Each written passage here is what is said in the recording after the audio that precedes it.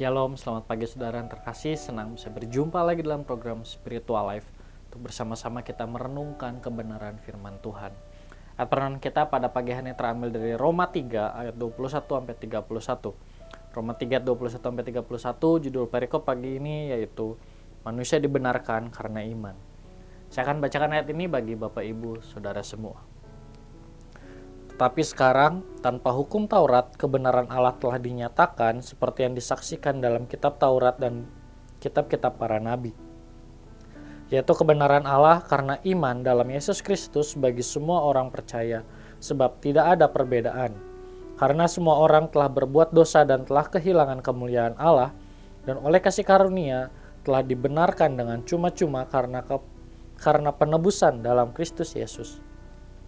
Kristus Yesus telah ditentukan Allah menjadi jalan perdamaian karena iman dalam darahnya. Hal ini dibuatnya untuk menunjukkan keadilannya karena ia telah membiarkan dosa-dosa yang telah terjadi dahulu pada masa kesabarannya.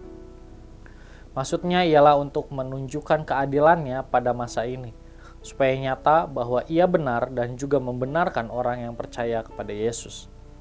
Jika demikian, apakah dasarnya untuk bermegah? Tidak ada. Berdasarkan apa? Berdasarkan perbuatan? Tidak, melainkan berdasarkan iman. Karena kami yakin bahwa manusia dibenarkan karena iman dan bukan karena ia melakukan hukum Taurat. Atau adakah Allah hanya Allah orang Yahudi saja? Bukankah ia juga adalah Allah bangsa-bangsa lain? Ya benar, ia juga adalah Allah bangsa-bangsa lain. Artinya, kalau ada satu Allah yang akan membenarkan baik orang-orang bersunat karena iman maupun orang-orang tak bersunat juga karena iman. Jika demikian, adakah kami membatalkan hukum Taurat karena iman? Sama sekali tidak, sebaliknya kami meneguhkannya. Saudara, setelah Paulus menjelaskan bahwa semua manusia adalah orang berdosa di dalam perikop sebelumnya, selanjutnya di sini Paulus memberitahukan bahwa manusia dibenarkan karena iman kepada Allah. Dan melalui perikop ini Paulus memberitahukan bahwa manusia dibenarkan hanya oleh penebusan yang Allah lakukan melalui pengorbanannya di atas kayu salib. Dan penebusan ini pun diberikan Allah tidak hanya dikhususkan untuk bangsa tertentu saja, tetapi untuk semua orang. Ketika mereka percaya, mereka mendapat bagian di dalam kebenaran itu.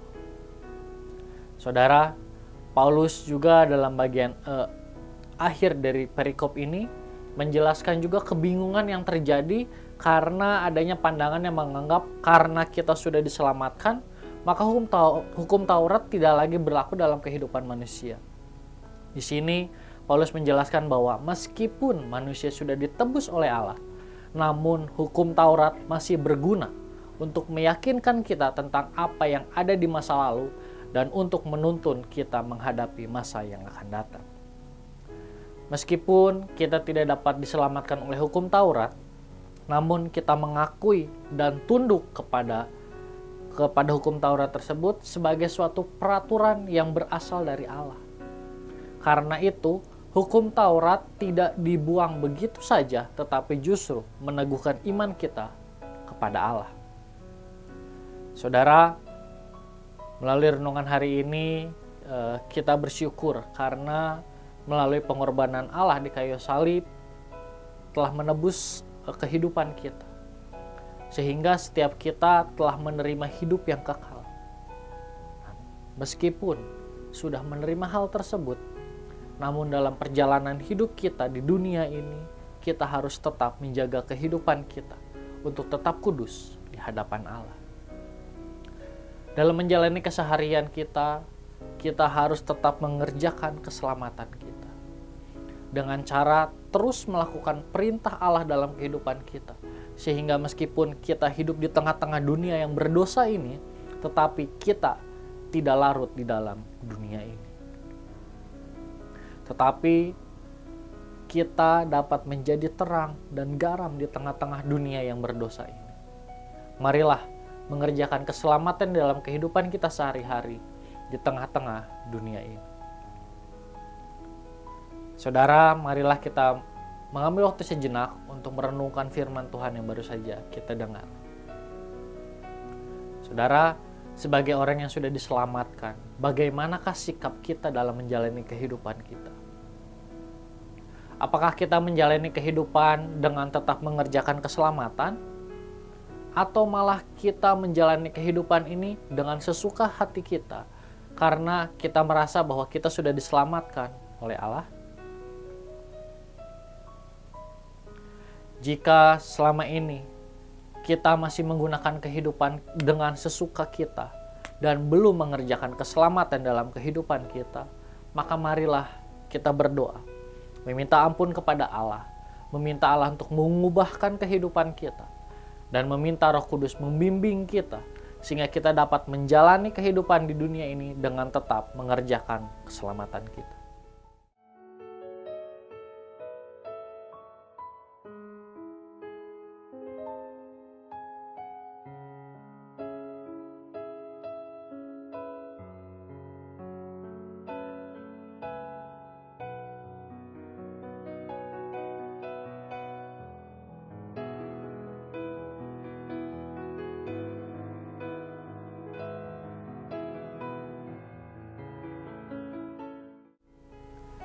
Mari kita akan tutup firman Tuhan hari ini di dalam doa. Mari kita berdoa.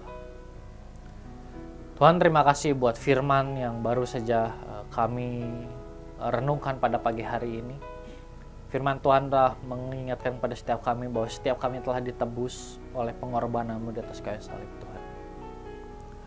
Tapi selain itu juga Tuhan, firman Tuhan hari ini mengingatkan pada setiap kami bahwa meskipun kami sudah menerima keselamatan tersebut, tapi dalam kehidupan kami sehari-hari kami harus tetap menjaga kekudusan hidup kami di dalam Engkau, Tuhan. Ampuni kami kalau selama ini ada rasa di dalam hati kami karena kami sudah diselamatkan oleh Engkau. Kami menggunakan hidup kami dengan sesuka hati kami. Kami melakukan segala sesuatu yang kami mau. Kami mengatakan segala sesuatu yang ingin kami katakan atau segala hal yang kami pikirkan yang tidak berkenan di hadapan-Mu, Tuhan. Ampuni kami.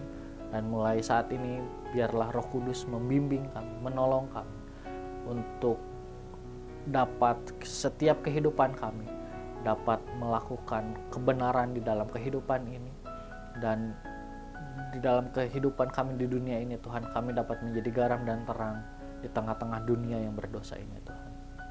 Bapa, kami berdoa menyerahkan seluruh aktivitas kami juga hari ini ke dalam tangan-Mu. Hanya di dalam nama-Mu kami berdoa ucap syukur. Haleluya. Amin. Selamat pagi, selamat beraktivitas. Tuhan Yesus memberkati.